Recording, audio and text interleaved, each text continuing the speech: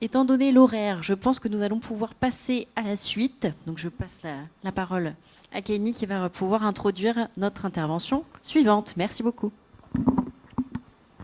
On peut applaudir nos intervenantes, s'il vous plaît.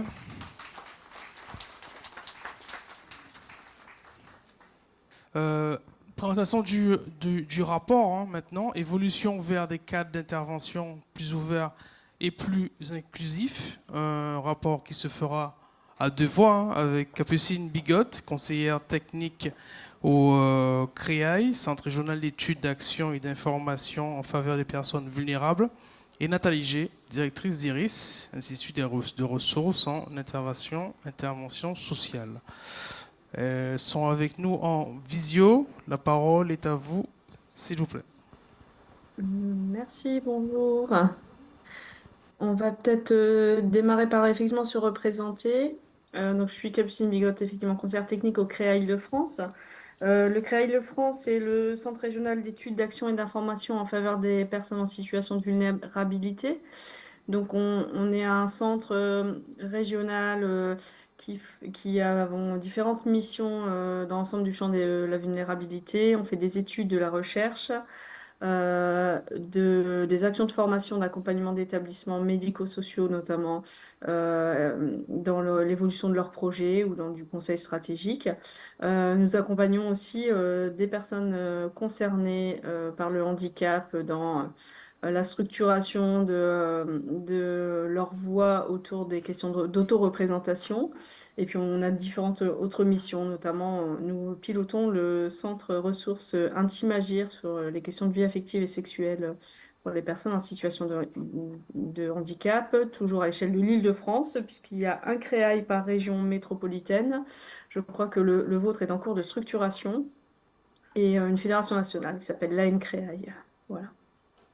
Bonjour, je suis Nathalie G, je suis directrice du centre de formation IRIS, qui est un centre de formation en travail social qui assure des formations pour l'obtention des diplômes en travail social, des chefs de service, des éducateurs de jeunes enfants, mais qui assure aussi un accompagnement auprès des équipes au sein des institutions pour notamment les soutenir dans la transformation de leurs pratiques et les former et les accompagner à mettre en œuvre les organisations et les postures professionnelles nécessaires à soutenir l'autodétermination des personnes concernées. Et on assure régulièrement aussi des recherches d'actions collaboratives, notamment pour des équipes qui saisissent ce dispositif pour pouvoir accompagner la transformation de leurs établissements dans le cadre notamment de la transformation de l'offre. Voilà.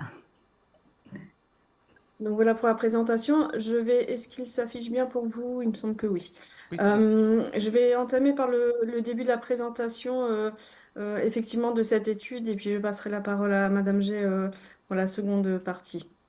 Donc cette étude, elle a été conduite effectivement conjointement par le CREA Île-de-France et IRIS suite à un appel à projet de l'OPCO Santé. L'OPCO Santé, hein, l'organisme de financement des formations du secteur de la branche de métiers sanitaires, social, médico-social, privé non lucrative, qui s'est interrogé donc sur la question des impacts sur les métiers et les compétences, de l'intervention plus inclusive.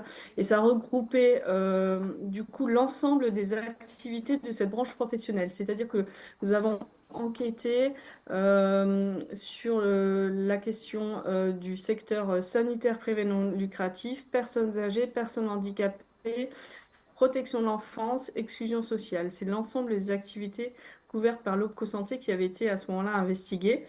Donc c'est une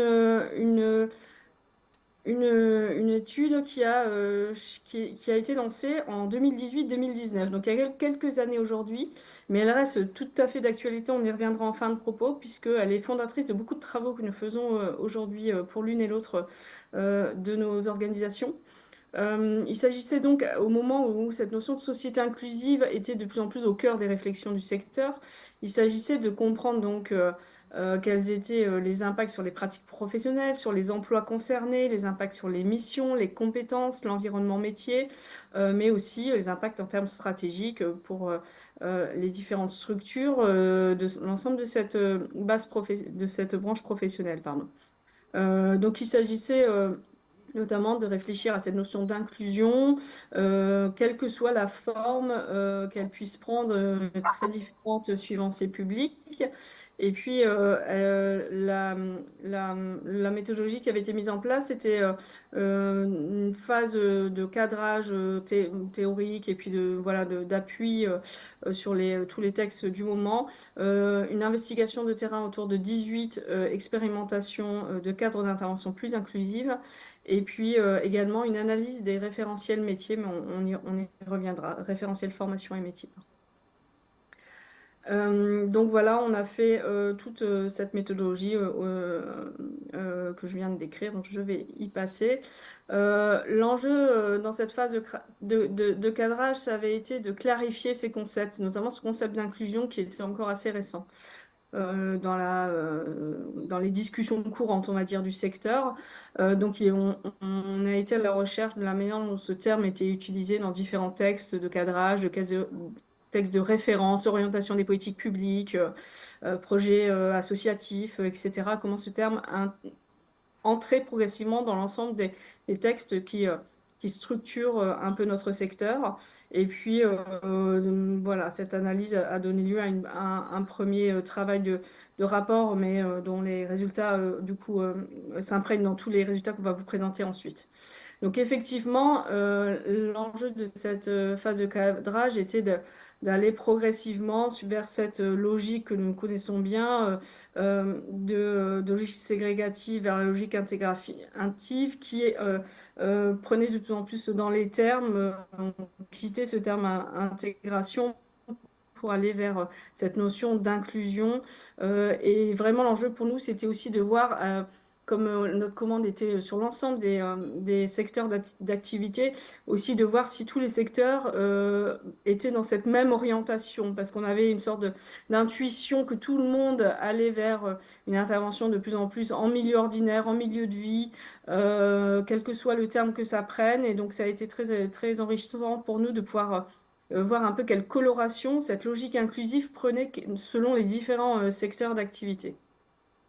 Bien sûr, tout ça s'inscrivait dans le cadre d'autres travaux, notamment ce document aussi un peu fondateur, hein, démarche prospective du Conseil de la CNSA pour une société inclusive ouverte à tous, qui datait de juillet 2018 et qui a pu aussi nous accompagner dans la réflexion autour de cette notion de société inclusive qui peut prendre aussi évidemment le terme de logique domiciliaire, de logique de chez soi, voilà, d'autres, comme je disais, vocables suivant les secteurs d'activité. Et ce texte, comme d'autres, ont pu accompagner notre réflexion. En arrière-plan, évidemment, de cette réflexion sur l'inclusion était toujours présente la réflexion sur la notion de désinstitutionnalisation des institutions. C'était une réflexion qui était d'autant plus prégnante qu'elle faisait l'objet d'inquiétudes. Elle peut toujours l'être, mais c'était peut-être encore plus fort à ce moment-là sur l'interprétation de cette logique de désinstitutionnalisation et sur les impacts que cela aurait sur les métiers et sur cette branche professionnelle. Et cela pouvait donner lieu donc à vraiment des inquiétudes, des incertitudes sur l'avenir par rapport à la branche professionnelle. Donc les enjeux étaient autour de passer d'une logique de place à une logique de parcours, de l'agencement de services pour rendre possible ces parcours.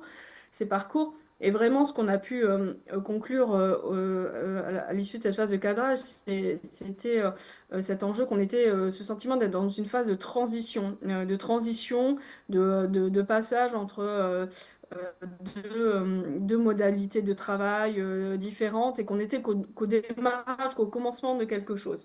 Donc là, avec 5 ans de recul, effectivement, c'est vraiment le sentiment que l'on a, qu'on était voilà, au début de ces démarches inclusives, de cette organisation du travail autour de cette notion d'inclusion et qu'elle est aujourd'hui un peu plus à l'œuvre, même si le chemin va encore être long, mais on voit bien que les choses se concrétisent aujourd'hui, là où elles étaient encore très floues et très obscures au moment où on a fait cette recherche. Donc rapidement, les terrains d'enquête sur les structures qui avaient été regardées de près, qui étaient souvent des innovations sociales un peu spécifiques, donc des expériences en Île-de-France, notamment qui est la région voilà, de nos deux structures, que ce soit dans le champ du handicap avec les notions d'école inclusive, Esator les murs, en protection de l'enfance, on était aussi sur les logiques d'appartements diffus, d'accompagnement aussi des situations particulièrement complexes avec d'autres modalités d'accompagnement plus ouverts, des logiques d'équipe mobile, que ce soit en santé psychique ou dans le secteur des personnes âgées. Deux expériences dans la région Hauts-de-France, notamment ce qu'on appelle le baluchonnage dans l'accompagnement des personnes âgées. Des expériences en région Rhône-Alpes, Bourgogne-Franche-Comté.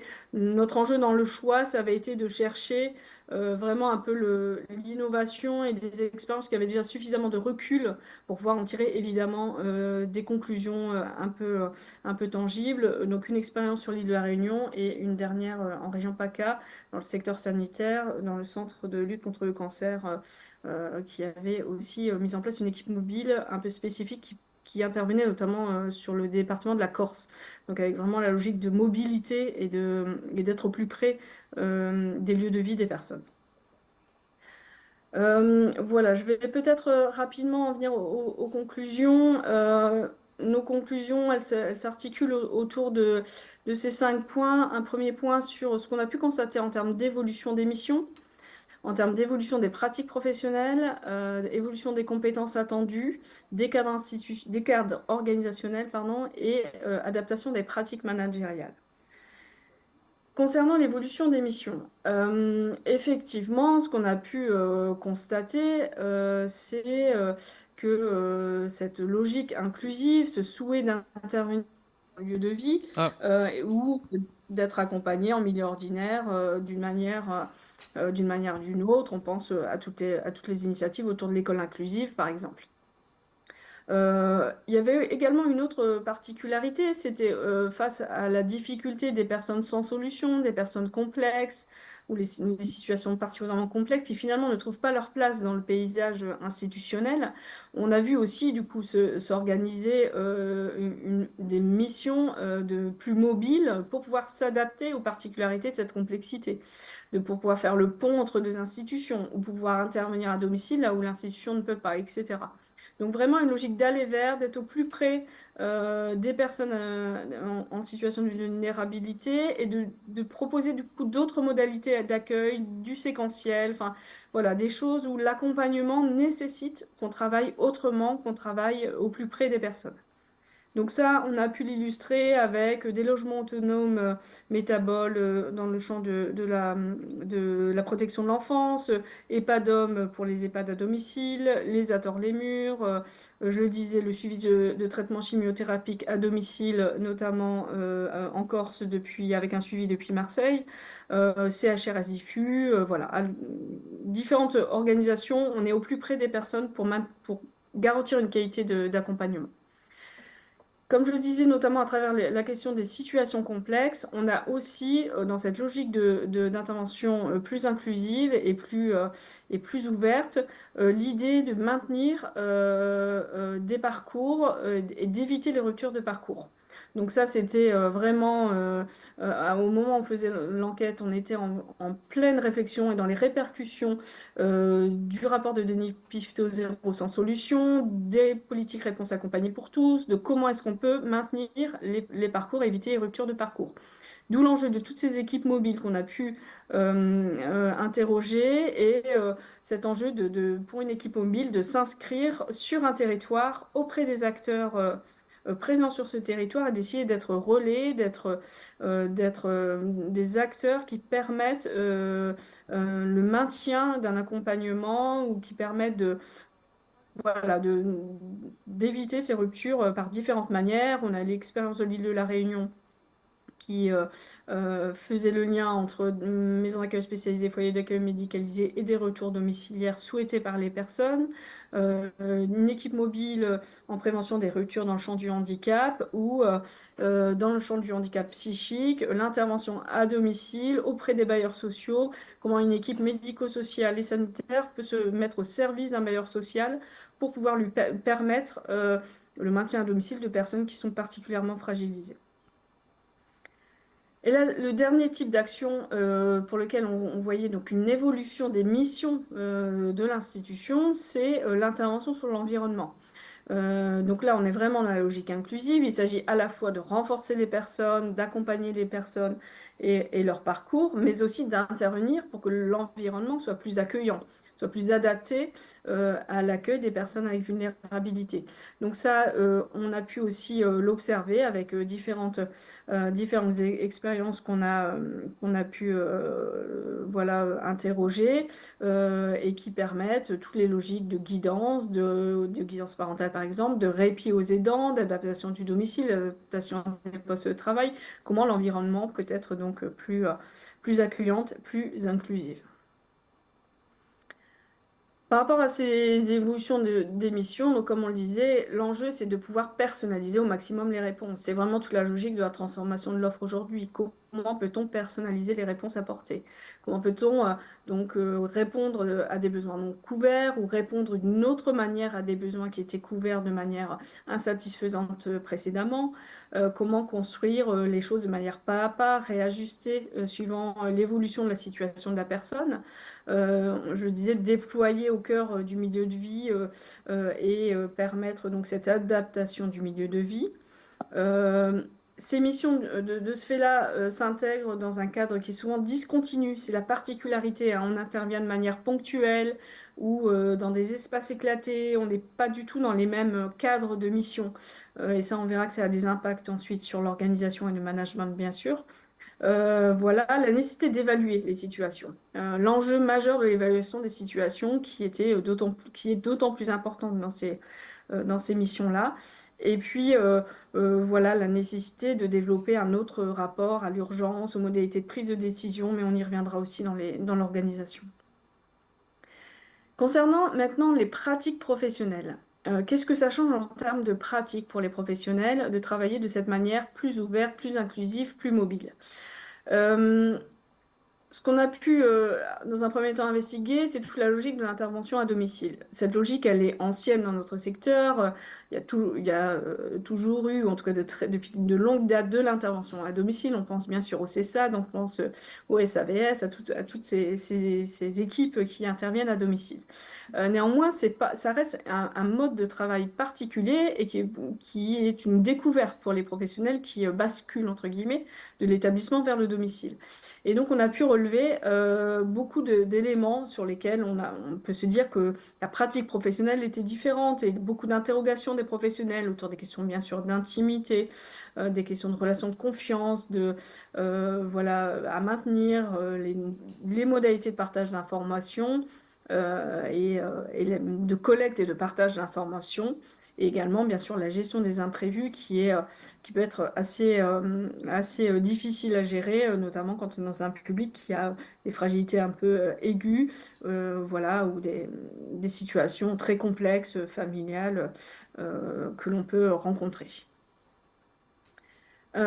Concernant la dynamique d'aller vers le public, de la même manière, c'est une pratique qui existe depuis longtemps dans le travail social, c'est pas du tout une découverte. Néanmoins, elle était un peu peut-être réservée à certains publics. On pense notamment au public en situation d'addiction, l'habitat en bidonville, les personnes concernées par la prostitution. Là, on est sur l'idée que cette logique d'aller vers doit concerner tout public en situation de vulnérabilité. Donc là encore, c'est un peu des pratiques professionnelles spécifiques qui s'élargissent à d'autres publics. Donc là, ce qu'on a pu relever de particulier, c'est que dans cette approche, il s'agit de très bien connaître ce public. Il y a la nécessité d'une connaissance fine du public que le professionnel souhaite approcher, avec toute la logique de la gestion du temps, de la patience nécessaire dans les logiques d'aller vers, des échecs rencontrés dans la création du lien, enfin, toutes ces logiques que connaissent bien les professionnels du aller vers, mais qui du coup doit aussi, comme je le disais, s'élargir. Également, la nécessité de gérer sa disponibilité, le temps. Enfin, c'est vraiment une façon de travailler. C'est souvent ce qui nous a été décrit, une façon de travailler différente qui demande de gérer aussi beaucoup son temps différemment et qui peut être assez déstabilisante pour des professionnels qui sont habitués à une logique institutionnelle où le temps est pensé par l'institution et beaucoup plus organisé. Donc, comme on le disait, un enjeu important, c'était que ces pratiques professionnelles puissent trouver justement ce cadre institutionnel et qu'ils puissent être encadrés, notamment dans le souci que le professionnel puisse s'appuyer sur ce cadre et être rassuré par rapport à ce cadre. Et ça, c'est vraiment un enjeu pour lequel on pouvait le voir dans les expériences qu'on a observé, c'est que tout était en réflexion autour de cette notion-là. Comment est-ce que je peux garantir ce cadre en tout lieu, en tout temps, à la fois bien sûr dans un souci de qualité de service et de qualité d'accompagnement des personnes, mais aussi je le disais, de qualité d'accompagnement des professionnels qui doivent pouvoir s'y reposer et ne pas être seul face à un certain nombre de décisions, ne pas être seul non plus dans les relations partenariales qui sont parfois pas évidentes à construire, qui peuvent être, on le sait bien, source de beaucoup de nœuds à démêler et pour lesquels des professionnels peuvent se sentir parfois très isolés. On a pu observer aussi de ce fait que les professionnels étaient mis en situation de travailler en équipe bien autrement. Le collectif de travail est très différent lorsque l'on travaille de manière plus éclatée sur le territoire, de manière plus inclusive. Les espaces de travail ne sont pas partagés, les temps d'échange ne sont pas non plus. Toute cette recherche, on l'a fait, l'essentiel du travail d'enquête a été fait au moment du Covid, donc on était vraiment en plein dans le démarrage de ces réflexions sur le travail distanciel pour lequel les équipes étaient encore très peu équipées, mais même dans ces initiatives-là, qui étaient pourtant déjà dans un souhait d'ouverture et de travail mobile, il y avait encore aussi le tout démarrage de cette réflexion sur comment est-ce qu'on fait comment on fait collectif de travail en étant éclaté dans le temps et dans l'espace. Et ça, c'est un enjeu important aussi pour les professionnels de réussir à trouver un collectif de travail. Je disais les pratiques partenariales absolument nécessaires dans le travail plus inclusif. Donc, comment fait-on pour gérer la confrontation à d'autres cadres réglementaires, d'autres règles déontologiques, règles de vie? Comment est-ce qu'on peut tenir sur son identité professionnelle et ne pas se sentir bousculé dans son identité professionnelle, dans ses relations partenariales? Et comment est-ce qu'on peut aussi garder sa culture métier tout en l'ouvrant et en étant dans l'efficacité au service des personnes du travail partenarial pour pouvoir être au service des personnes et de leurs projets. Donc voilà, je conclus cette partie sur les pratiques professionnelles et puis je vais passer la parole à Nathalie sur la suite du propos.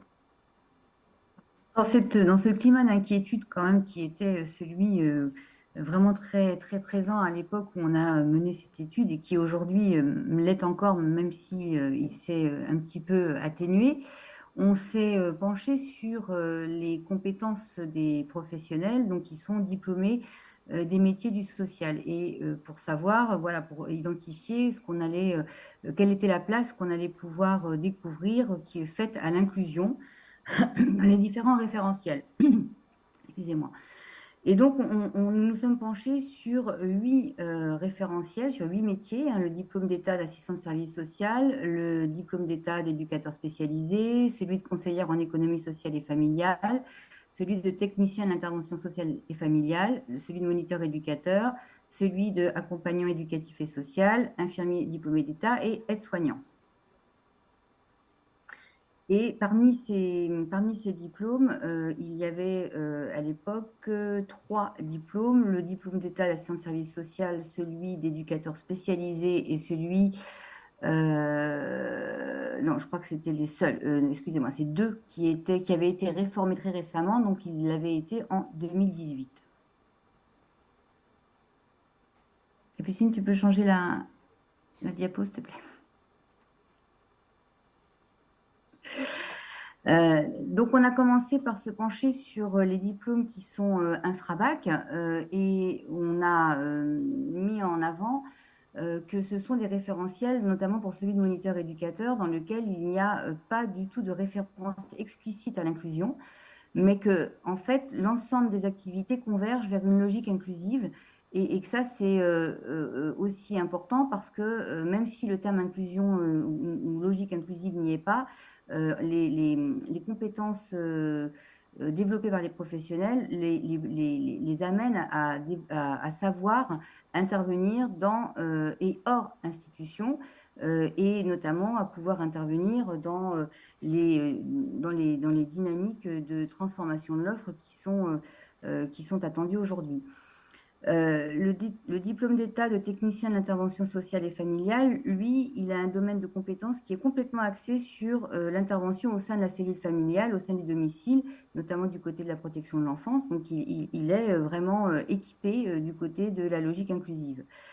Le diplôme d'État d'accompagnant éducatif et social, lui, il a 2 spécialisations qui sont l'accompagnement à l'éducation inclusive et à la vie ordinaire et l'accompagnement à la vie à domicile qui sont clairement dans l'inclusion. Et tout à l'heure, j'entendais, puisque j'ai assisté à d'autres interventions, que la question du maintien à domicile et la question des aidants familiaux est très importante.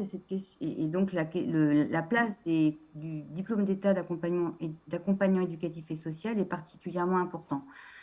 Il y a aussi dans les diplômes infrabac le diplôme d'aide-soignant, dans lequel il n'y a aucune mention de l'inclusion dans son référentiel, mais qui lui est aussi tourné vers les compétences techniques de soins, sans mention de contexte d'intervention. Cependant, comme ils interviennent aussi dans l'aide et l'assistance aux infirmiers diplômés d'État, on a quand même beaucoup d'aides-soignants qui interviennent dans les services à domicile, dans les SIAD, etc. Donc, ce sont quand même des métiers qui savent travailler dans une dynamique d'inclusion, notamment au domicile.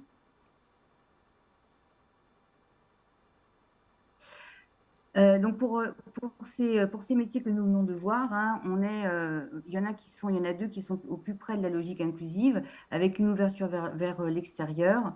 Et il y est aussi question de faire avec dans l'accompagnement à la vie sociale, le maintien, la préservation de l'autonomie et le soutien de la citoyenneté. Maintenant, quand nous allons du côté des diplômes qui sont suprabac, on a commencé par le diplôme d'État de conseiller en économie sociale et familiale, qui était à l'époque encore non réformé.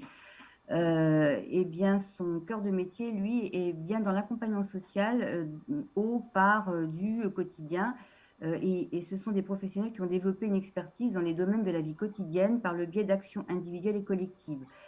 C'est une profession dans laquelle il y a une définition de l'inclusion et pour lequel les compétences sont vraiment tournées vers la dynamique et la logique inclusive.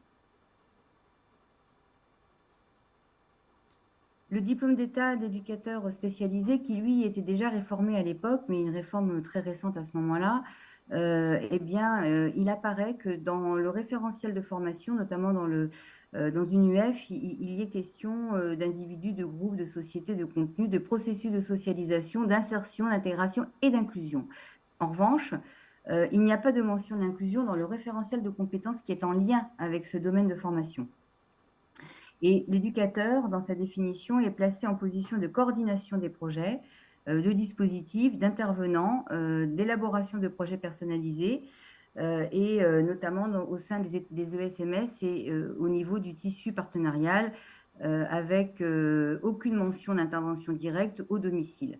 Et la notion de référence, qui était une mention dans l'ancienne réforme assez soutenue, et bien finalement a disparu du référentiel réformé.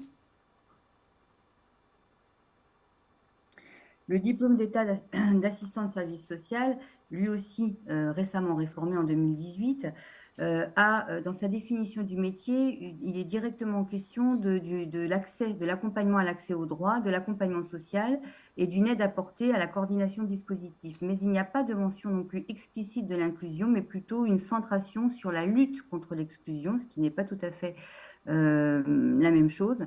C'est un métier qui est centré sur le développement et le maintien des compétences de la personne concernée, sur la mobilisation de ses ressources personnelles et de son environnement. Donc, on est bien dans une logique d'intervention qui va agir et qui va s'appuyer sur l'environnement de la personne et sur ses ressources. Et donc qui est assez en phase avec la logique d'inclusion. Et notamment avec une mobilisation également du développement des potentialités de la personne ou du groupe. C'est donc un métier qui est axé sur le maintien de la personne dans le milieu ordinaire, notamment du point de vue de l'accompagnement et du soutien pour son accès aux droits communs. Et c'est un professionnel qui est spécialisé dans le déclenchement d'aides qui relèvent de dispositifs spécifiques. Et donc, il y a une mention aussi, comme pour les éducateurs spécialisés, de coordination, mais cette fois-ci de dispositifs. Et il n'y a pas de référence à la coordination des professionnels d'une équipe. Le diplôme d'état d'infirmier, lui, qui est un diplôme d'état de niveau 2, qui avait été réformé, je crois que ça faisait déjà plus de 5 ans qu'il avait été réformé, n'a pas non plus de référence explicite à l'inclusion dans ses compétences, mais toutefois, dans la formation des IDE, il y a une préparation à l'intervention au sein d'établissements, mais aussi au sein du domicile des personnes, et ce sont notamment un métier pour lequel il y a très souvent des personnes qui exercent en libéral et qui ont tout à fait l'habitude de ce soutien et de cet accompagnement de personnes directement au niveau de leur environnement personnel et familier. Alors, ils interviennent au niveau des SIAD, vous en avez parlé tout à l'heure, ils interviennent aussi, comme je disais, en libéral, mais de toute façon, ce sont vraiment des professionnels qui ont cette expertise-là.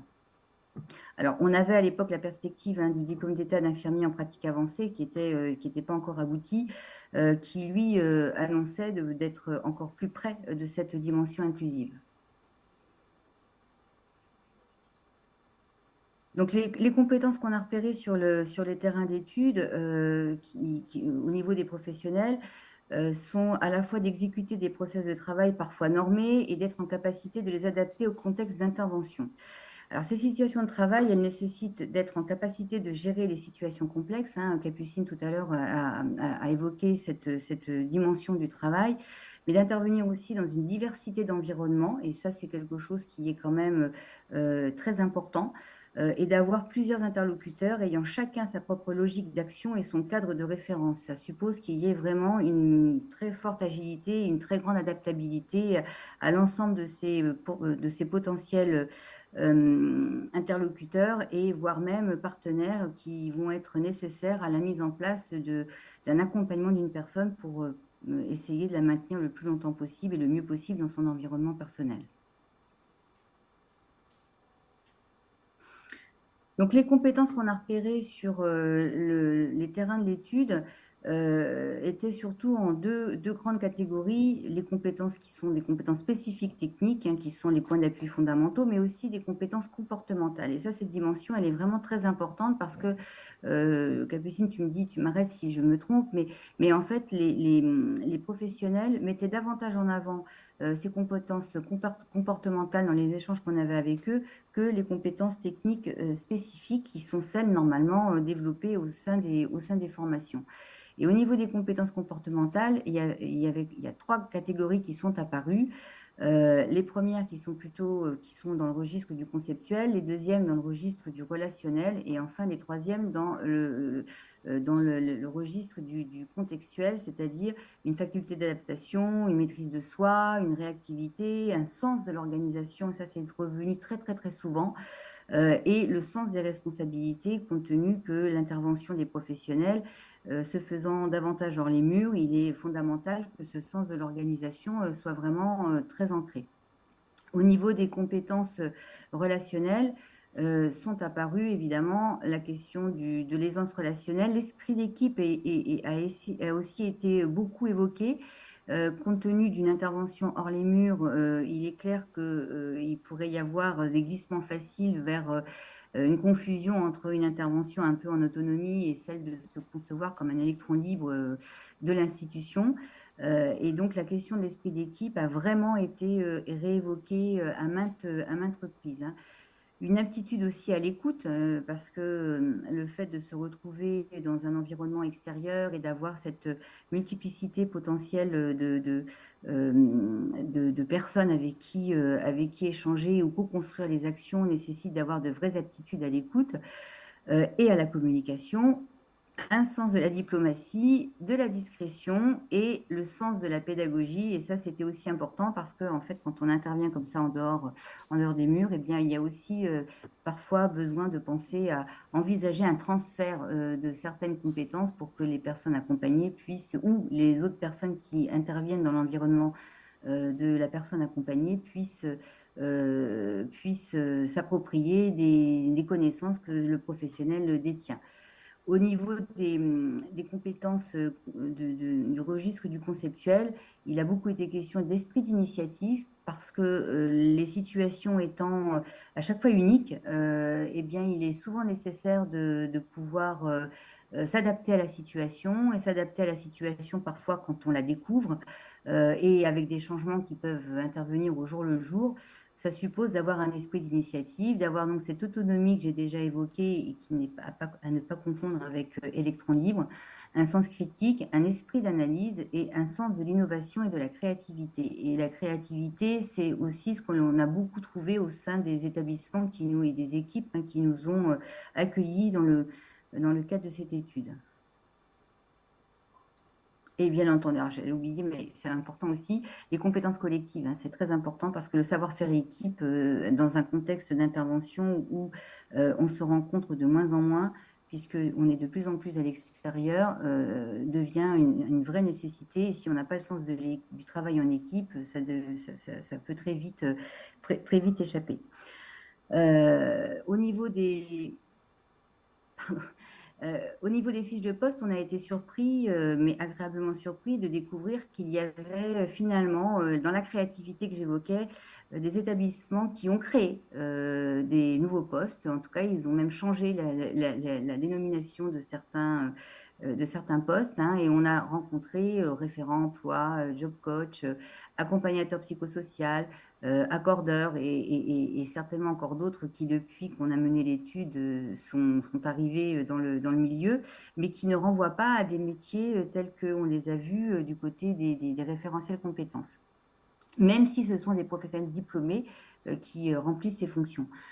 Au niveau des plans de développement des compétences, on a noté qu'il y avait vraiment un ressenti et un investissement dans l'accompagnement des équipes à la connaissance du public qu'ils accompagnent. Et ça nous a semblé, Capucine a déjà évoqué dans une autre diapo, ça nous semble vraiment très important parce que l'agilité dont on parle, l'esprit d'initiative et tout ce qui est nécessaire pour une intervention qui est de plus en plus hors les murs, a besoin d'une vraie connaissance fine du public accompagné. En fait, il apparaît aussi qu'il y a peu de formations en lien avec l'originalité des modalités d'intervention, c'est-à-dire qu'ils sont beaucoup obligés, obligés, finalement c'est plutôt positif, mais il y a beaucoup d'inventions et de créations parce qu'il y a peu de formations qui sont en lien avec ces originalités-là. On a aussi, bien sûr, recueilli des données du côté des politiques de recrutement et on a observé plusieurs stratégies, dont deux qui sont avec un critère principal qui porte sur le public. On s'appuie sur des professionnels qui sont expérimentés en interne et qui souhaitent évoluer vers un autre cadre d'intervention. Et l'expérience peut permettre de se concentrer sur l'adaptation du cadre. Un autre critère est porté sur le cadre d'intervention, des formations complémentaires qui sont alors proposées sur les spécificités du public. Ça, c'est aussi important parce qu'on retrouve cette centration sur les spécificités du public. On a aussi questionné l'organisation et celle-ci, elle est impactée par les nouvelles pratiques professionnelles puisque ça oblige à intervenir seul. Mais il y a une recherche et une volonté d'intervenir seul, mais sans être isolé. Il y a aussi la nécessité d'intervenir à plusieurs avec souvent une pluridisciplinarité. Donc, il faut penser la transversalité dans cette organisation de travail. Il faut intervenir aussi dans un contexte spatio-temporel qu'il faut sécuriser, puisque intervenir hors les murs peut ne pas être aussi sécurisant quand cela n'est pas réfléchi que l'intervention dans les murs. Et une réponse à ces enjeux qui nécessite un travail, un collectif de travail qui soit renforcé. Ça rejoint cette notion de sens du travail en équipe vraiment importante.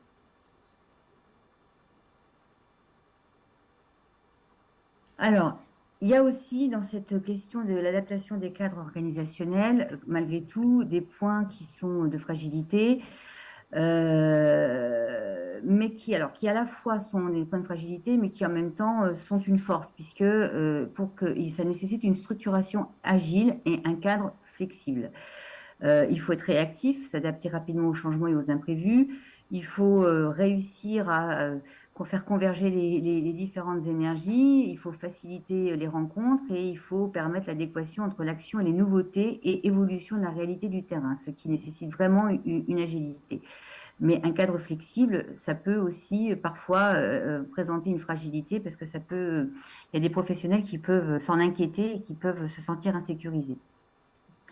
Ça suppose aussi qu'il y ait une communication qui soit intense et en partie informelle. Et c'est tout l'enjeu aussi d'une intervention hors les murs, avec des réunions régulières de suivi, donc qui sont vraiment formalisées, des temps d'échange et de coordination qui sont essentiels, avec beaucoup d'autorégulation.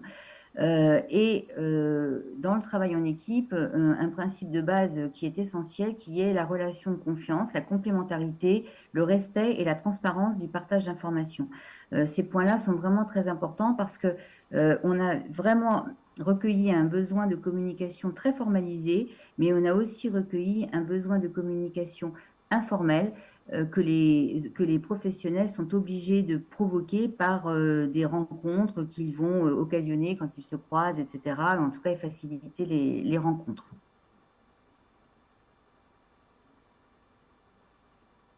Ça impacte forcément aussi les conditions de travail, avec un impact direct sur les modalités et horaires de travail, hein, puisque l'autonomie accrue dans l'organisation vient questionner les habitudes de planification du travail.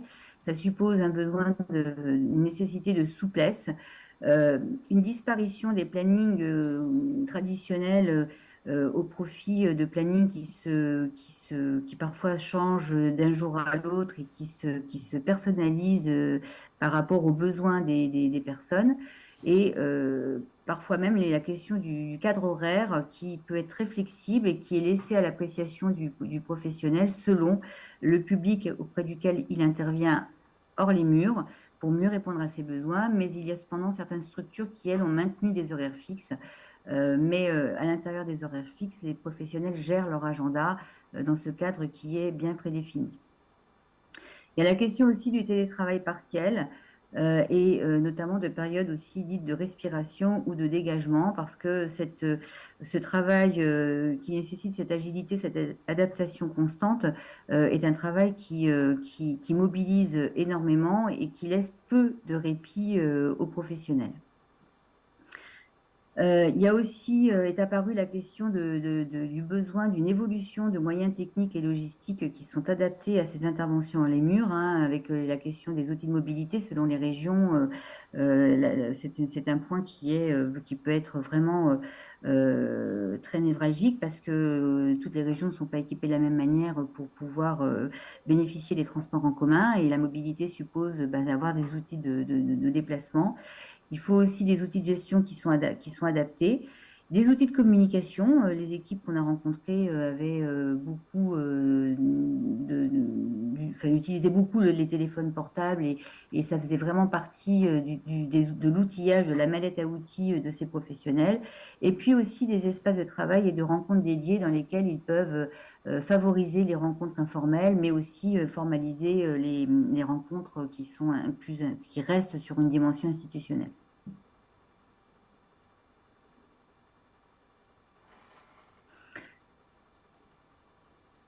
Il y a forcément que ces modifications font apparaître des nouveaux risques, et donc il faut absolument qu'il y ait une prise en compte de ces risques. Alors, il y a des risques qui sont liés à la relation à un autre vulnérable. Ça, on va dire que c'est quelque chose qui est assez, qui est récurrent, même si on n'est pas dans une intervention hors les murs. Il y a les risques, il y a des risques psychosociaux, il y a l'isolement potentiel dans l'intervention, d'où la nécessité d'avoir ces temps de rencontres informelles et ces outils de communication. Et puis, il peut y avoir aussi une question d'usure professionnelle qui peut laisser place à une souffrance, à un accueil trop excessif de la souffrance de l'autre, et un professionnel qui peut avoir du mal à prendre la distance, à mettre à la distance nécessaire dans sa relation. Il y a aussi des risques qui sont liés au déplacement, hein, puisqu'il y a beaucoup plus de déplacements et ils sont plus longs, et donc ça majeure forcément les risques. Et là, on a rencontré des équipes qui avaient bénéficié de formation à la conduite, hein, pour pouvoir justement avoir une meilleure adaptation à ces nouvelles conditions de travail. Et puis, ben, les interventions dans un lieu extérieur. Et il y a des professionnels qui ont témoigné de l'inconfort de certains lieux, puisqu'en fait, on est obligé d'intervenir dans le domicile des personnes dans leur environnement, et donc parfois avec des domiciles qui sont dégradés, ou qui ne sont pas bien aménagés, ou qui ne sont pas propres, ou qui sont trop exigus et qui compliquent quand même la question de la prise en charge, et notamment de la distance professionnelle.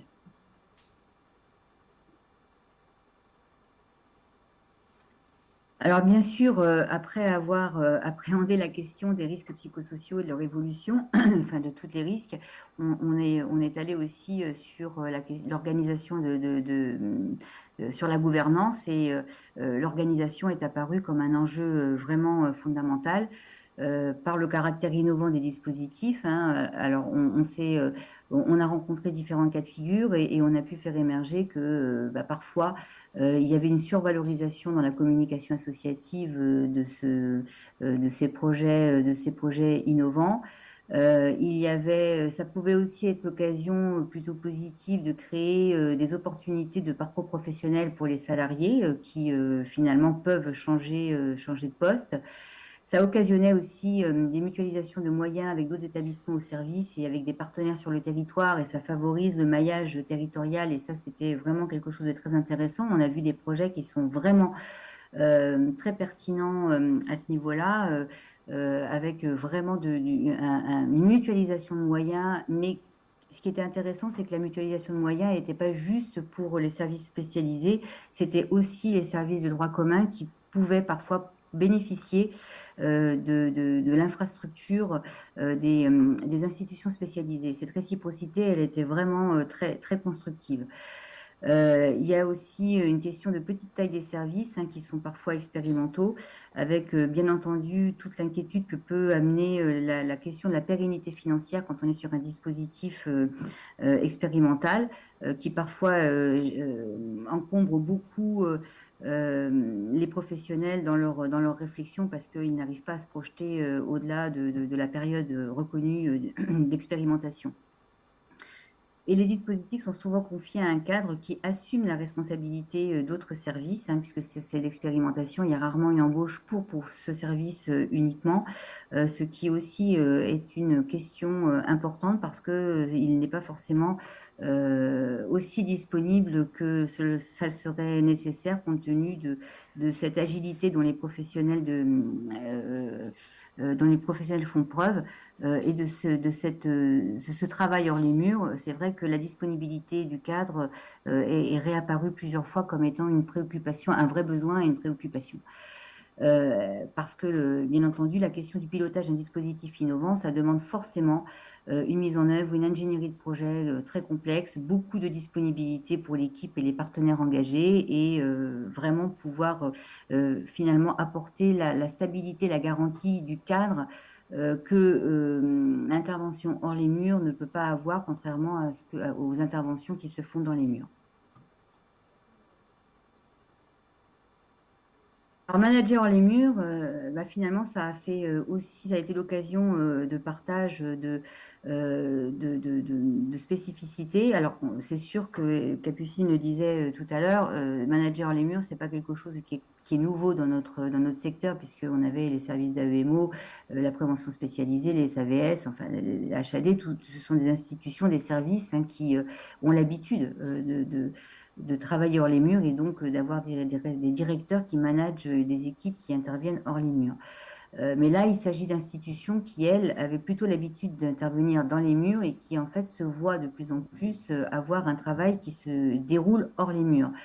Et ça amène forcément une spécificité dans le management que les managers qui sont nommés sur ces postes n'ont pas forcément toujours bien en tête au début et qui apprennent avec l'expérience et qui s'adaptent hein, tout à fait bien, mais qui sont tout à fait à même maintenant de pouvoir évoquer ces différentes spécificités. Donc, il faut apprendre à manager sans rencontrer les professionnels ni les autres personnes accompagnées tous les jours, hein, ce qui n'est pas forcément le contexte traditionnel des institutions qui normalement interviennent dans les murs. Il faut manager sans voir par soi-même. Ça n'est pas non plus quelque chose de si évident que ça. Et puis manager dans un temps décalé pour juger d'une situation. Et ça, c'est aussi quelque chose qui est spécifique et qui ne va pas de soi. Ça entraîne là aussi un fort investissement, une adaptabilité des équipes du manager qui doit se mettre plutôt à disposition pour ces équipes, ce qui change quand même souvent la logique de posture du responsable d'établissement. Les postures, les différentes rencontres qu'on a eues nous a permis de pouvoir faire émerger quatre postures. Alors, il y en a plus, hein, il y a des nuances, bien entendu, mais on va dire que c'est 4 grandes tendances de posture. Le manager leader qui impulse l'action, qui donne le cap, qui emmène les équipes, qui donne du sens, qui sait expliquer, valoriser, qui prend et assume les décisions.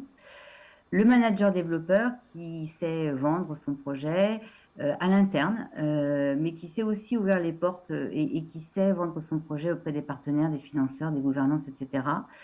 Le manager facilitateur qui apporte des solutions, qui lui se rend très disponible, qui a une très forte réactivité, qui donne beaucoup de moyens et qui a une grande sensibilité aux conditions de travail et qui garantit une bonne communication et le partage des informations. Et enfin, le manager était qui apporte un étayage technique et humain, qui fournit les repères, qui explicite les axes de travail, qui clarifie la délégation. Et ça, c'est vraiment quelque chose d'important quand même, cette clarification de délégation, qui porte le risque pour l'équipe, pour lui permettre d'agir et qui intervient en soutien en cas de difficulté.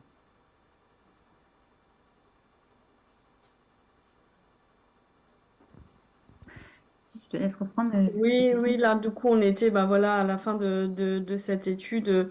On voulait quand même refaire un point sur les apports qu'elle nous avait apportés, enfin, voilà, et ce qu'on en faisait aujourd'hui. Donc, aujourd'hui, ce qu'on observe pour nous, c'est que cette notion d'inclusion et tous ces cadres d'intervention plus inclusifs ont pris beaucoup de sens dans le champ du handicap. Alors, pas uniquement, mais en tout cas, nous, en termes d'intervention directe, soit pour le CREAI ou Nathalie dira un mot pour Iris, nous, au CREAI, on est très sollicité évidemment dans le cadre des enjeux de transformation de l'offre médico-sociale et pour lesquels vraiment ces notions de travail différents hors les murs est aujourd'hui au cœur des réflexions dans les logiques de transformation, de structuration de plateformes, etc.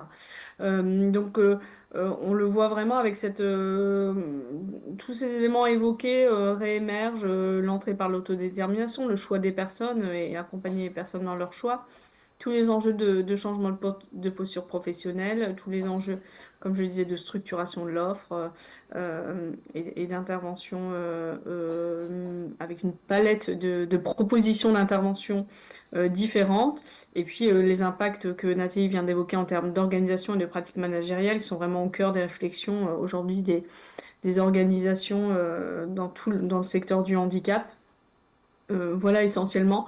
On intervient très régulièrement dans le champ de la protection de l'enfance également au CREA Île-de-France et avec toutes les difficultés que ce secteur traverse aujourd'hui, on sent beaucoup moins cette dynamique de fond structurer leur intervention bien sûr que le placement à domicile, etc., a créé, on retrouve ces logiques-là, mais en tout cas, on sent beaucoup moins ce mouvement de structuration d'un secteur autour de cette logique-là, de manière profonde. Voilà. Je vais Merci. dire un mot peut-être des recherches. Oui, alors Le mot de nous, la on fin, alors, s'il intervient vous plaît. aussi en formation au niveau des équipes et on a beaucoup de demandes pour essayer pour aider les équipes à aller du conceptuel vers la mise en pratique, notamment avec une porte d'entrée comme pour le CREAI qui est celle du soutien du processus d'autodétermination des personnes concernées.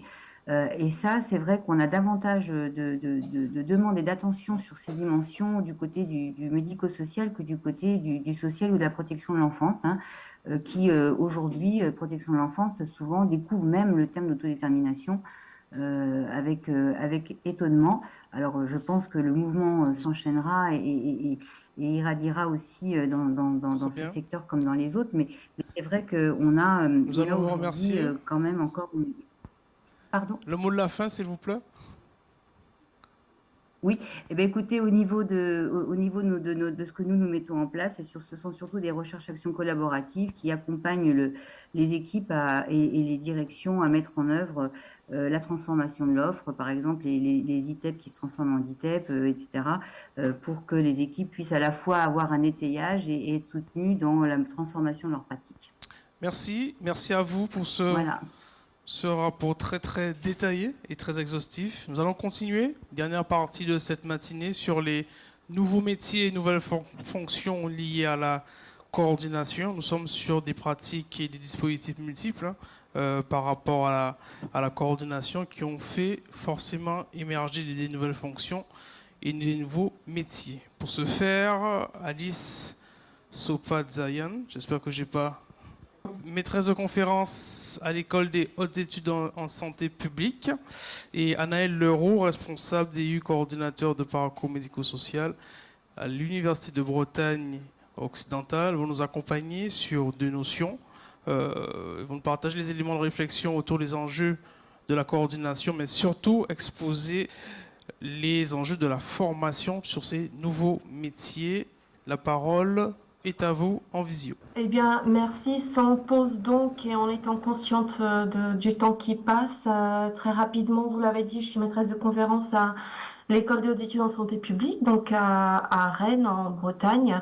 Et si on m'a demandé aujourd'hui d'intervenir sur cette question des nouveaux métiers et des nouvelles fonctions de la coordination, c'est parce que ça fait une dizaine d'années que je travaille sur ces dispositifs de coordination, initialement dans le champ de la perte d'autonomie, principalement sur les MAIA, sur les PAERPA, etc. Et que ça fait 2-3 ans que je développe une recherche sur le déploiement simultané de plusieurs dispositifs de coordination, et notamment les DAC et les communautés 360 sur le même territoire.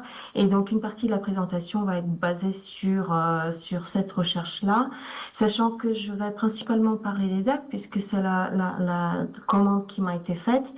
Mais qu'une partie des choses que je vais dire est valable aussi des autres dispositifs de la coordination. Je démarre. Attendez. Le plan de l'intervention, très rapidement, quelques repères sur les dispositifs de coordination, puisqu'on m'a demandé de le faire. Ensuite, dans un deuxième temps, je vais parler un peu plus de ces professionnels de la coordination de parcours complexes. Et puis en guise de conclusion, je vais revenir rapidement sur la question de la fabrique de la cohérence locale de ces dispositifs et donc des différentes contraintes qui y sont liées. Quelques points de repère très descriptifs. Les dispositifs d'appui à la coordination étaient donc créés par la loi de juillet 2019 relative à l'organisation et à la transformation du système de santé. Je pense que vous les connaissez. Donc c'est une loi qui unifie dans une seule et même organisation plusieurs dispositifs de coordination qui préexistaient déjà, notamment les réseaux de santé, les MAIA, les CTA, les PAERPA, les PTA, avec la possibilité aussi d'intégrer les clics sur décision du conseil départemental. Et la loi donne 3 missions principales à ces dispositifs. L'appui aux professionnels de santé, l'accompagnement des personnes, notamment en situation complexe, et puis les missions de coordination territoriale. Alors, je vous ai mis l'ensemble des textes, je ne vais pas les détailler parce qu'elles sont disponibles sur les différents sites du ministère de la Santé, de la CNSA, etc. Je voudrais juste attirer peut-être votre attention sur la dernière ligne, le référentiel de compétences et d'activités pour la fonction de référent de parcours complexe, qui a été créé par la FACS nationale, qui est l'organisation qui représente au niveau national ces dispositifs-là, et donc qui est un document que vous pouvez trouver également sur les sites officiels donc, du ministère de la Santé, mais qui n'est pas un document opposable, comme c'était le cas par exemple pour les gestionnaires de cas des MAIA. Quelques notions clés, j'essaie d'aller vite. La complexité, ça a été évoqué ce matin, en fait, en introduction par le DG de l'ARS Guadeloupe. La complexité, elle est d'abord définie par le ressenti du professionnel qui est en contact avec la personne. Et cette complexité, elle peut être ponctuelle ou alors elle peut s'inscrire dans la durée. Donc, c'est d'abord un ressenti du professionnel qui va décider de faire appel au DAC pour cette situation, pour un appui à la coordination sur cette situation ou un appui à l'accompagnement de cette situation. Il y a un deuxième niveau de définition qui est celui de l'intégration des problématiques sociales, médico-sociales et sanitaires, et ça c'est quelque chose qui revient très souvent. Les textes précisent néanmoins qu'il faut qu'il y ait une problématique médico-sociale et sanitaire. Si c'est uniquement social, ça ne relève pas du champ d'action des DAC. Il s'agit de dispositifs donc, qui sont tout publics, tout âge, toute pathologie, donc pas de critères d'inclusion comme il en existait pour certains des dispositifs qui ont été fusionnés, mais la loi introduit un délai de réponse. Quand on fait appel en fait à ce dispositif, il faut qu'un premier niveau de réponse soit donné dans les 48 heures. Et puis, ce sont des dispositifs qui se construisent autour de la centralité de la figure du médecin traitant. Ça a été également évoqué ce matin. Le médecin traitant restant le principal coordinateur des parcours complexes. Les professionnels des DAC font partie de l'équipe de soins telle que définie par la loi et relèvent du régime du consentement, donc avec information et droit d'opposition à tout moment par les bénéficiaires. Donc ça, c'était pour les quelques éléments très descriptifs et très rapides, dans des termes un peu plus analytiques peut-être.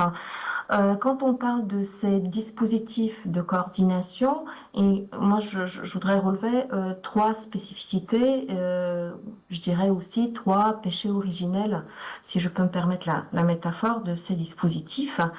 Tout d'abord, il s'agit de dispositifs relativement récents, qui sont dédiés à la coordination, sont des dispositifs spécifiques de coordination qui organisent une offre de seconde ligne. Il en a également été question ce matin, une seconde ligne donc, de dispositifs de coordination par rapport à la première ligne qui est, elle, plus classique et pour laquelle il y a plus de représentation. La première ligne qui est les offreurs en fait de services et de soins, donc le domicile, les établissements, l'hôpital, les professionnels des soins primaires, médicaux et paramédicaux.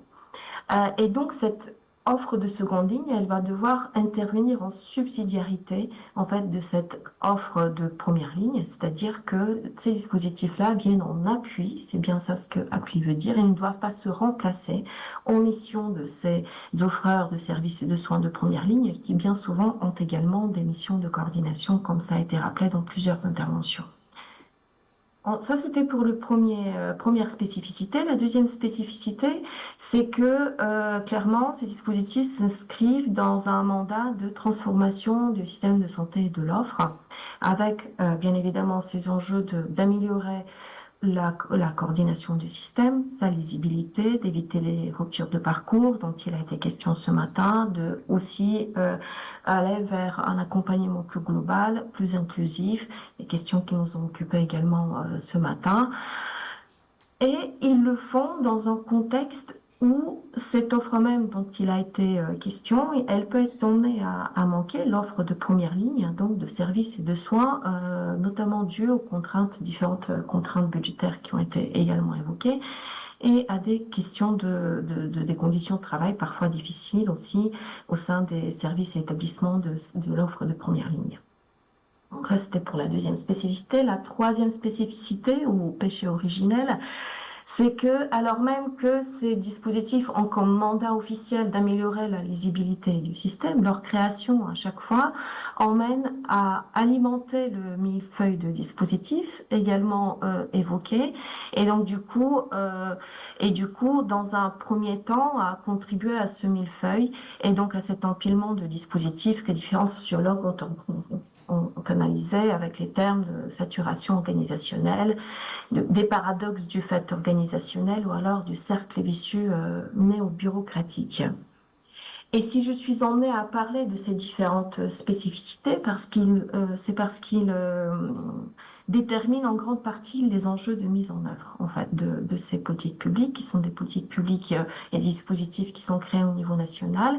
Donc, il y a la question de la réception lors du déploiement au niveau local de ces dispositifs qui peuvent parfois susciter des réticences.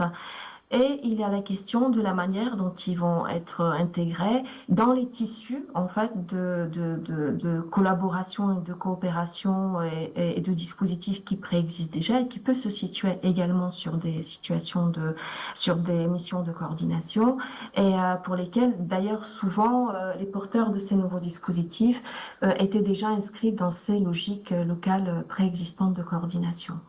Se pose alors la question du cadre local qui est à construire, du périmètre d'action qui est à délimiter.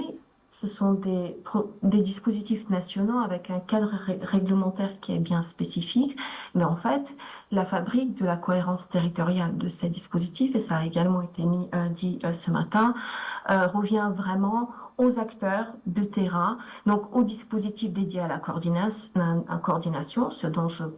des dispositifs dont je parle aujourd'hui, à leurs professionnels, à leurs porteurs, à leurs directeurs, mais également aux acteurs institutionnels, ils l'ont rappelé, donc conseil départemental, ARS, etc., mais également à tous les services et établissements sanitaires, médico-sociaux du territoire, tous les partenaires en fait qui constituent cette offre de première ligne à laquelle ces dispositifs de coordination viennent en appui.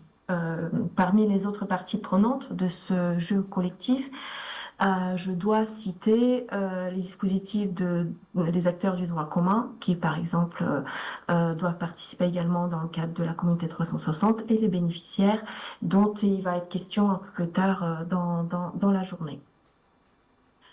Alors, pour passer au focus qui m'a été demandé, qu'on m'a demandé de faire sur les professionnels de la coordination de parcours complexes. Je vais parler un petit peu plus d'une enquête qu'on est en train de mener actuellement auprès de ces professionnels.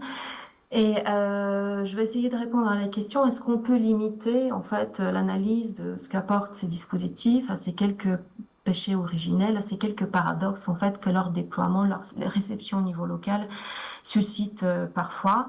Et j'espère que je vais réussir à vous convaincre que la réponse est non. J'ai mis professionnel au féminin parce que pour une très grande partie, dans notre échantillon, mais aussi au niveau national, 93% de ces professionnels sont des femmes. Concernant qui sont-elles? Qui sont ces dispositifs de ces professionnels de la coordination de situations complexes?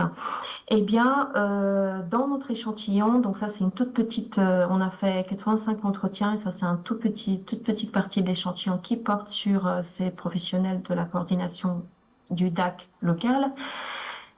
Donc on a 12 référentes de parcours complexe et 2 assistantes de coordination. Concernant leur formation initiale, on a 4 infirmières, 2 AMP, 3 ergo, 2 EduxP et une CESF. Donc des profils variés, je vais y revenir tout à l'heure. Et on s'est intéressé un petit peu au parcours professionnel de ces professionnels et on s'est rendu compte qu'elles ont toutes exercé en fait dans ce secteur sanitaire et médico-social de première ligne dont j'ai parlé tout à l'heure, que pour certaines d'entre elles ont eu des expériences professionnelles dans d'autres dispositifs de coordination. Certains n'existent plus puisqu'ils ont été fusionnés dans les DAC, mais pour des périodes assez courtes. Dans l'échantillon aussi, la part des reconversions ou des bifurcations professionnelles est assez importante et donc il m'a semblé important, je voulais le mentionner ici. Et concernant donc l'âge de ces professionnels, eh bien une grande majorité d'entre elles avaient entre 30 et 50 ans, mais toutes les tranches d'âge sont représentées comme vous pouvez le voir dans le tableau. Je poursuis sur que font-elles, c'est-à-dire quelles sont les missions qui leur sont données et d'abord ce travail prescrit, c'est-à-dire comment est-ce que leurs missions sont définies dans le cadre réglementaire. Pour ceci, je vais citer le référentiel de compétences dont je vous ai parlé tout à l'heure, donc qui nous explique que ces professionnels de la coordination interviennent dans un territoire bien défini, en subsidiarité, donc c'est une notion vraiment clé, des autres acteurs du territoire, et il y a un accent qui est mis sur la posture éthique et déontologique en tant que garant de suivi de la qualité.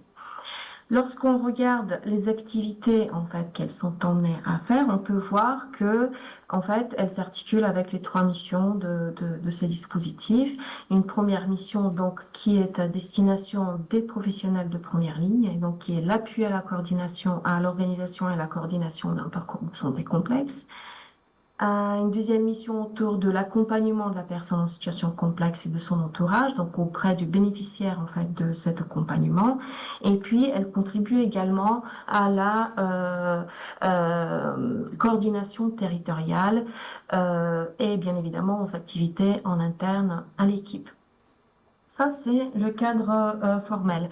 Quand on a étudié, on l'a fait également dans le cadre de cette étude, les fiches de poste telles qu'elles ont été publiées par le dispositif enquêté. On voit qu'il y a 3 missions principales. Évaluer la situation sur le plan médico-psychosocial, coordonner les parcours de santé complexe tout public, tout âge et assurer la collaboration, la programmation et le suivi des PPS.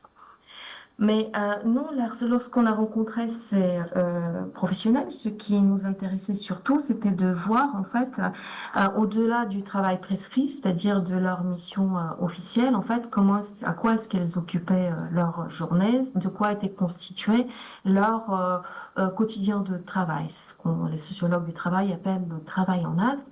Et on s'est rendu compte que une grande partie des choses qu'elles font, c'est tout d'abord essayer de comprendre, formuler et parfois reformuler en fait les différentes demandes qui leur sont adressées par des professionnels, mais aussi par les bénéficiaires. Et ce travail de reformulation peut parfois prendre du temps et peut être important parce qu'il peut y avoir un décalage entre la demande du professionnel et puis les besoins tels qu'exprimés par le bénéficiaire. Une grande partie de leur temps est également dédiée à la recherche d'informations, à la vérification des informations qui ont été données par les différents partenaires, des professionnels qui gravitent déjà autour de la situation, par le tri de ces informations et leur hiérarchisation également. Et j'insiste sur la notion de temps, le temps que ça prend en fait de faire ce travail-là. Beaucoup de communication également. Elle passe énormément de temps à communiquer par mail, par téléphone avec différents outils en interne et également avec les professionnels donc autour de la situation. Et une part énorme de leur travail est également du travail administratif, c'est-à-dire elles doivent chacune des choses qu'elles font, chacune des actions qu'elles entreprennent, un coup de fil, la programmation d'un rendez-vous, doit vous tracer dans les outils métiers, dans les outils parfois officiels, parfois maison. Et donc, du coup, cette part de traçage, en fait, du travail d'accompagnement qui est fait est assez importante dans leur quotidien de travail. Elles font également des visites à domicile. Elles font des réunions et des staffs en interne pendant lesquelles ils peuvent être emmenés à discuter des différentes situations qu'elles accompagnent. Mais elles participent également à des groupes de travail, à des instances en externe, souvent sur des thématiques qui sont identifiées dans le cadre de la coordination territoriale ou dans le cadre, par exemple, de la construction de l'Observatoire des parcours. Elles font également beaucoup de formations, de l'auto-formation, je dirais, je préciserai tout à l'heure, ou de formation par les pairs autour de leur activité et de tout ce qu'elles doivent savoir en fait pour pouvoir accomplir leurs tâches. Elles ont toutes également des missions secondaires de type référente informatique, etc. Et surtout, ce qui caractérise leur activité au quotidien, c'est la très grande variété des situations qui sont adressées, des motifs d'adressage et des adresseurs, c'est-à-dire les professionnels qui contactent ces dispositifs. Je vous l'ai dit, c'est un dispositif tout public, tout âge, toute pathologie. Et du coup, cette variété de situations, de motifs et d'adresseurs implique un travail également d'explication continuelle. Déjà sur la dimension qui je suis, comment je me présente. Quand on dit, tout à l'heure on parlait de différents métiers, quand on dit je suis infirmière, il y a à peu près tout le monde qui voit ce que fait une infirmière. Quand on dit je suis référente de parcours, qui plus est de parcours complexe, c'est pas encore entré dans les représentations communes de l'ensemble des professionnels et des usagers, n'en parlons même pas.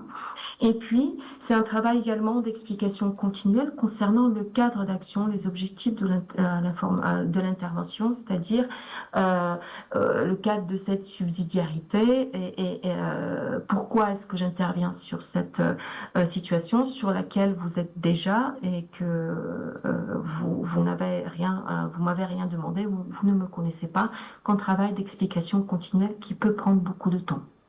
Pour ceci, il y a besoin de construire des repères pour l'action qu'on peut trouver dans les textes officiels, mais qui se construisent au fur et à mesure du déploiement en fait de ces dispositifs et de l'activité de ces professionnels. Des repères pour le travail de management et d'organisation du travail en interne, parce que vous l'aurez compris que ces professionnels se situent dans le continuum en fait des missions, des DAC qui vont de l'accueil de la demande jusqu'à la fonction d'observatoire de parcours et de coordination territoriale, mais aussi besoin de construction de repères auprès des partenaires pour pouvoir délimiter dans l'action le périmètre d'intervention de ce dispositif et notamment des professionnels de la coordination de parcours complexes. Je vais un peu plus loin dans le travail en acte. Alors, il y a des choses très intéressantes qui ont été dites dans la présentation précédente sur les différentes compétences et je dirais que presque tout concerne ces professionnels de la coordination complexe.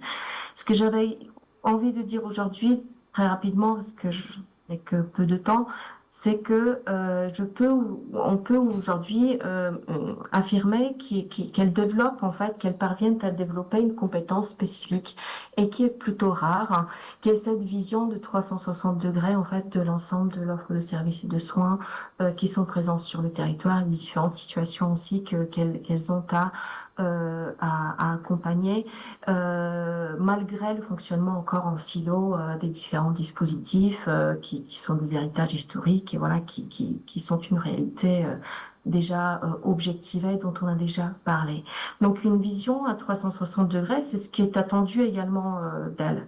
Mais surtout, je voudrais revenir sur un autre point qui est que il s'agit non pas d'une compétence individuelle. Alors elles peuvent pour certaines suivre certaines formations, mais je laisse l'intervenante d'après juste après parler de ces formations-là. Pour prendre la fonction de référente de parcours, actuellement, il n'y a pas d'obligation de formation, comme c'était par exemple avant pour les gestionnaires de cas qui étaient dans les MAGA.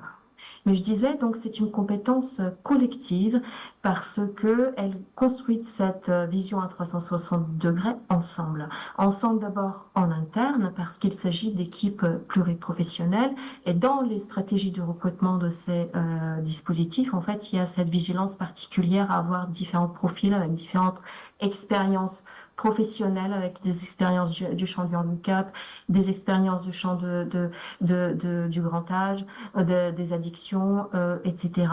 Et donc qui servent de repères pour pouvoir déchiffrer les différentes situations qui arrivent, d'où le besoin d'échanger régulièrement en équipe autour de ces situations et sur les différents leviers en fait qui sont actionnés sur les situations. Mais c'est une compétence collective aussi qui se construit avec l'ensemble des partenaires, donc du coup avec lesquels ces professionnels sont en contact, donc les professionnels de la première ligne pour parler rapidement, et donc qui se construit au gré des situations, de chacune des situations qui est adressée par ces professionnels. C'est-à-dire qu'en prenant son poste, une professionnelle de la coordination complexe a rarement cette vision à 360 degrés, mais elle se construit dans l'action et sur le long terme, et elle se construit en interaction. Vous l'aurez donc compris que cette dimension relationnelle, dont il a été question aussi ce matin, c'est quelque chose de très central dans le quotidien de ces professionnels et dans la montée en compétences de ces professionnels.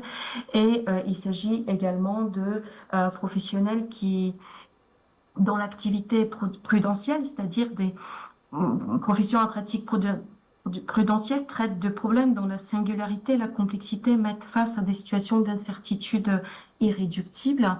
Il y a des éléments sur ça aussi qui ont été dits dans la présentation précédente.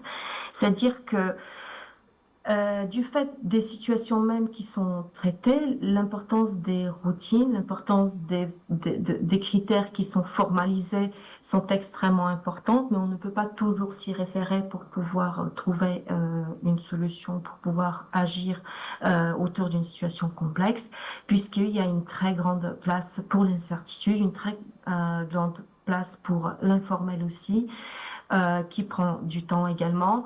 Et puis, voilà, il n'y a pas de solution toute faite. Il n'y a pas de processus, de formulaire de bonne pratique. Dans cette situation, je coche telle case et la situation est résolue. Il faut tester des choses, faire beaucoup d'allers-retours, essuyer de refus. Et donc, c'est une dimension aussi qui est centrale pour ces professionnels. Alors ça, c'est la diapo à travers laquelle je contourne la question de s'agit-il de nouvelles professionnelles ou nouvelles fonctions, en posant la question un petit peu différemment. La question de qu'est-ce qui fait loyauté pour ces professionnels et qu'est-ce qui fait difficulté pour ces professionnels.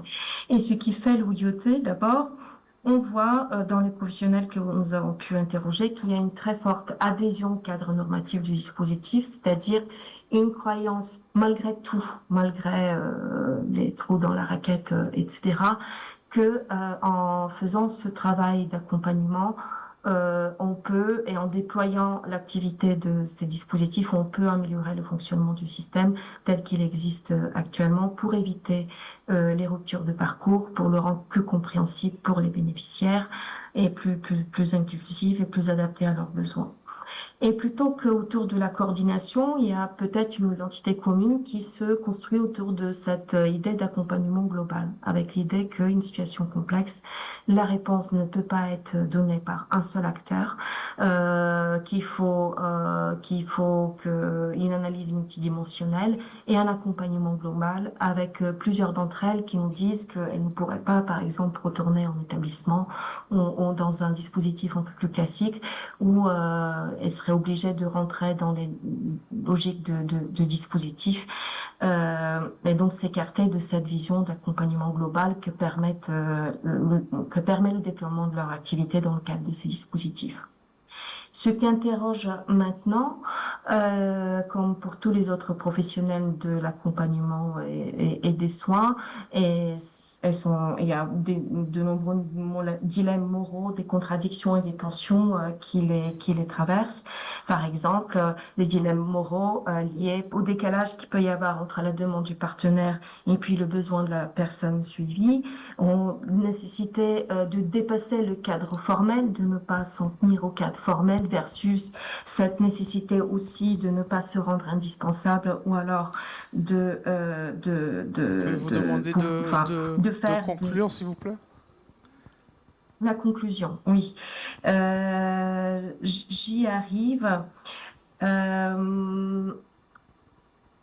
conclusion, donc je voulais dire, je termine pas sur les dilemmes, je voulais dire que l'activité en fait telle que déployée par ces professionnels, donc de la coordination de situations complexes, est un vecteur en soi de la diffusion du cadre normatif de ces dispositifs, mais aussi un vecteur en fait de l'acceptation de ces dispositifs et qui mène que c'est grâce à cette activité que ces dispositifs sont de plus en plus aussi acceptés localement malgré parfois les réticences initiales et qui peuvent même mener à une redivision du travail global d'accompagnement basé sur les besoins locaux.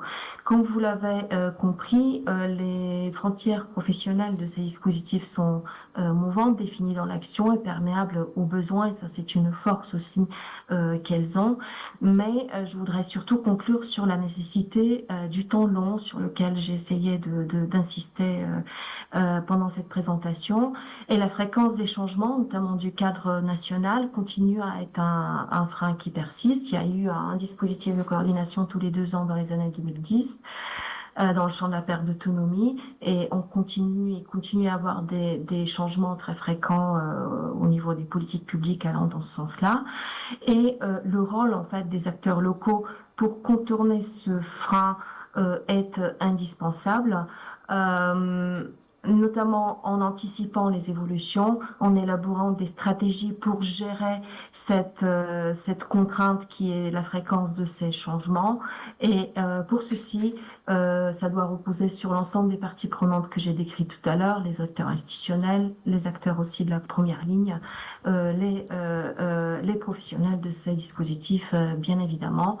Et que c'est dans ce processus qui doit se déployer sur le long terme qu'on construit ensemble la cohérence de ces dispositifs et donc d'un sens partagé autour de leur finalité et de la manière dont ils peuvent contribuer à cette mission de transformation de l'offre de services et de soins. Merci. Merci à vous pour cette présentation. Nous allons continuer avec la dernière. Anaëlle Leroux, responsable DU, coordonnateur de parcours médico-social à l'Université de Bretagne occidentale. La parole est à vous. Je suis Anaëlle Leroux, je travaille au sein du service universitaire de formation continue et d'alternance de l'UBO, de l'Université de Bretagne occidentale à Brest. Et donc je vais vous présenter effectivement un parcours que nous avons co-construit avec l'ITES. Et donc rapidement, je vais vous présenter qui nous sommes et ce qu'est ce nouveau dispositif, puisque nous avons mixé en fait sur un parcours une certification et un diplôme d'université derrière. Donc le parcours, on l'appelle référent de parcours complexe. Donc nous ici à l'université, service formation continue, on est 60 à peu près dans le service et on est dans une université pluridisciplinaire, donc pour nous c'est une opportunité puisque on travaille avec de nombreux professionnels du monde socio-économique, donc nous avons aussi multiplié nos contacts et nos possibilités en fait de mener nos partenariats ici sur place, en tout cas sur le territoire, que ce soit breton ou au territoire national. L'ITES, pour aller rapidement, donc l'Institut de formation du travail éducatif et social, donc forme les futurs travailleurs sociaux qui exercent dans les domaines de l'accompagnement, l'éducation, l'animation, l'accompagnement domicile et l'encadrement. Mais vous devez donc connaître. Donc l'objectif, en fait, c'était de pouvoir travailler ensemble, puisque nous, au niveau de l'UBO, il y a quelques années de ça, les professionnels de la coordination, les professionnels de leur on avait en échange des directions, que ce soit des PAD, d'IME, avaient le besoin en fait de créer une formation sur la coordination de parcours et on s'est vite aperçu qu'il y avait un grand flou entre la coordination de parcours, le coordonnateur de parcours, le référent de parcours. Donc, on ne souhaitait pas non plus que sur le territoire, on soit plusieurs à proposer cette formation, justement pour essayer de se rendre l'offre plus lisible, plus accessible et plus claire aussi pour les salariés ou les salariés qui souhaitent revenir ou en tout cas se former vers ce secteur-là. On s'est aussi rendu compte en travaillant en même temps rapidement que finalement est-ce qu'on parlait de nouveaux métiers, est-ce qu'on parlait de nouvelles missions, de nouvelles fonctions, quel était en fait aussi l'impact au niveau salarial, au niveau de la valorisation des parcours pour les salariés du secteur, etc. Donc on a souhaité réfléchir et travailler en commun. C'est pourquoi le parcours complet en fait propose une certification, la certification UNAFORIS de 105 heures, qui est donc la certification nationale exercer une mission de référent de parcours médicaux, enfin parcours santé sociale. Donc cette certification proposée par l'ITS, et nous en fait on adosse à cette certification la possibilité de faire en plus un diplôme d'université, d'aller un peu plus loin. L'objectif, c'était vraiment que dans un premier temps, on puisse homogénéiser les pratiques et les discours. Donc, on va tout d'abord inciter en fait toutes les personnes, tous les professionnels qui souhaitent se former ou s'orienter vers la coordination de parcours, d'aller sur une formation certifiante qui va lui poser les bases et donc les 8 compétences clés de la certification, donc du référentiel dont on a échangé, dont on a discuté un peu plus tôt dans la matinée. Donc, l'objectif, c'est de vraiment pouvoir avoir le même discours et ensuite nous dans le diplôme d'université on allait un petit peu plus loin. Alors sur la mission en fait donc là je passe tout ça, la certification donc c'est 105 heures de formation avec un stage de 140 heures pour les personnes qui ne sont pas en poste ou qui n'ont pas d'expérience dans la coordination de parcours ou sur un poste qui pourrait s'en rapprocher. Le public, donc ça va être tous les professionnels qui souhaitent soit le devenir ou qui sont en cours. Ça peut être des demandeurs d'emploi, des salariés, des professions libérales. On a un petit peu, on a un panel de professionnels représentés assez intéressant. Et donc cette formation qui est certifiante peut être prise en charge aussi par le compte professionnel de formation, le CPF. Donc je passe rapidement sur le programme. On a vraiment les 8 compétences clés qu'on va pouvoir en fait acquérir au sein de cette certification, avec des compétences notamment que ce soit de métier, mais aussi des compétences transversales. On parle beaucoup donc avec, nous, ce qui est important quand on crée ce type de formation, c'est qu'au-delà de former, c'est aussi un outil et un levier pour mettre en commun en fait on va dire pour décloisonner aussi tous les acteurs. On sait que c'est un temps en formation où on met des professionnels ensemble. C'est des temps d'échange qui sont importants, qui sont nécessaires, que ce soit pour les acteurs, que ce soit pour les salariés, les demandeurs d'emploi, etc. C'est enrichissant des deux côtés.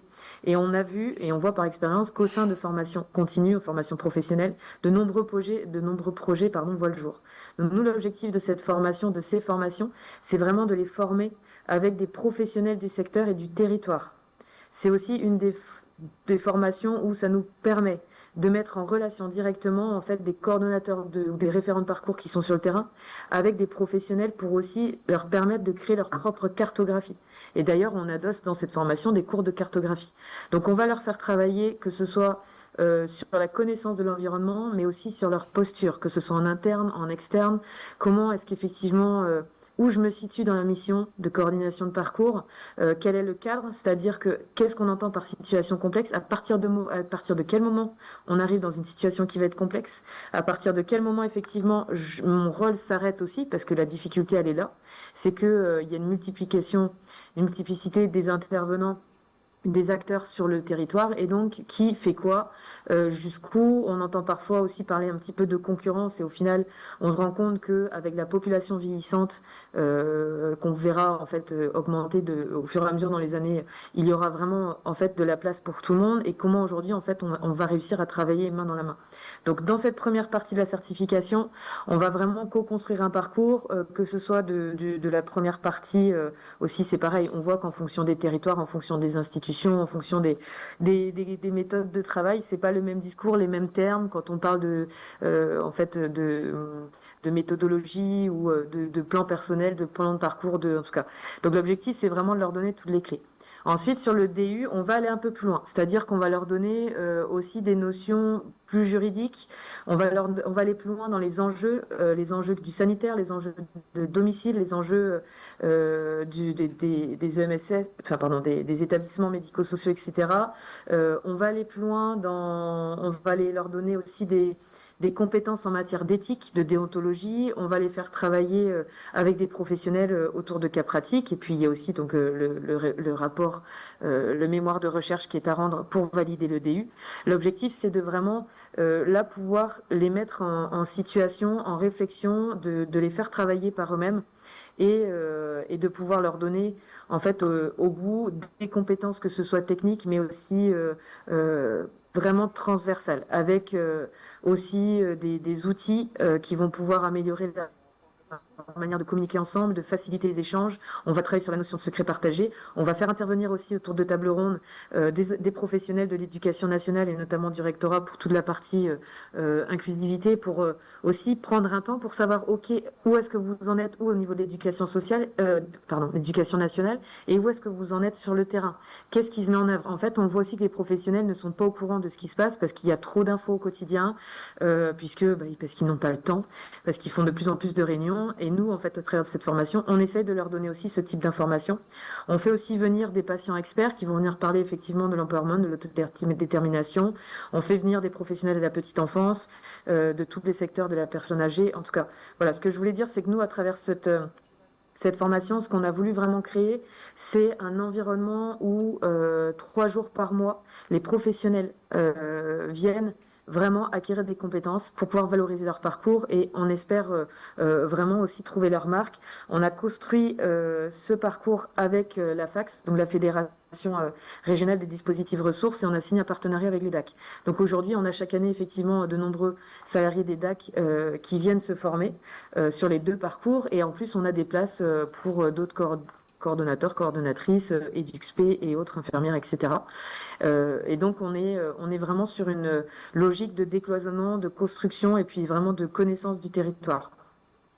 Voilà, donc j'essaye de faire court, mais l'objectif c'est vraiment d'être à l'écoute et d'un côté de ce qui se passe sur le terrain, avec tout ce qu'on peut nous faire remonter, de frustration parfois, ou aussi de nouveaux projets, qu'est-ce qu'on peut... Voilà. L'objectif aussi, c'est que ce qu'ils vont faire en formation, et notamment par le biais de leur mémoire de recherche ou de leur DPP, c'est de pouvoir réfléchir à un temps, c'est de se dire dans sa carrière, prendre ce temps nécessaire pour réfléchir à des outils, et des outils qui peuvent aider en fait et améliorer leurs travaux, en fait, leur manière de travailler au quotidien. Et donc, les professionnels sont aussi là, présents lors des remises de ces travaux, pour que ça puisse en fait partager et faire profiter tout le monde, pour faire avancer aussi les réflexions, pour faire améliorer les choses au quotidien. Voilà, donc j'ai essayé de respecter le timing, j'ai été très vite, je vais quand même vous laisser mes coordonnées, comme ça, si jamais vous avez besoin d'informations complémentaires sur le montage du projet, sur le contenu de formation, c'est avec grand plaisir du coup que je prendrai le temps de vous répondre à un autre moment si besoin. Il y a peut-être des questions déjà, peut-être qu'il nous reste un peu de temps et c'est pas sûr. J'ai dépassé d'1 minute. Le temps très bien, c'est très bien, merci à vous, vous avez bien respecté le timing. Peut-être une question dans le public pour vous. Michel Saint-Val, administrateur de l'URIOPS. Tout d'abord, donc, je voudrais féliciter l'ensemble des intervenants pour la qualité de leurs travaux. J'ai une question néanmoins qui me tracasse. Cette question est la suivante, c'est que nous sommes tous ici réunis pour parler de l'intérêt qu'il y a à assumer, que ce soit les coordinations, que ce soit les parcours. Mais il me semble qu'il y a aussi d'autres priorités. Et la priorité, c'est les objectifs fondamentaux et vitaux.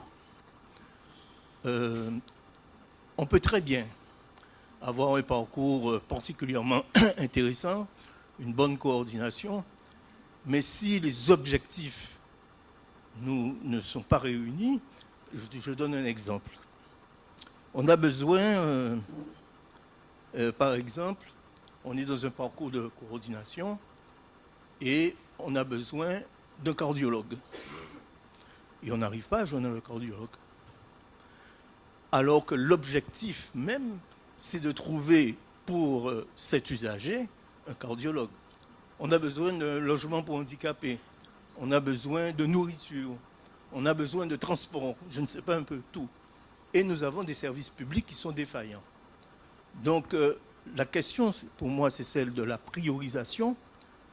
C'est très intéressant d'avoir des parcours qui sont performants, des coordinations performantes.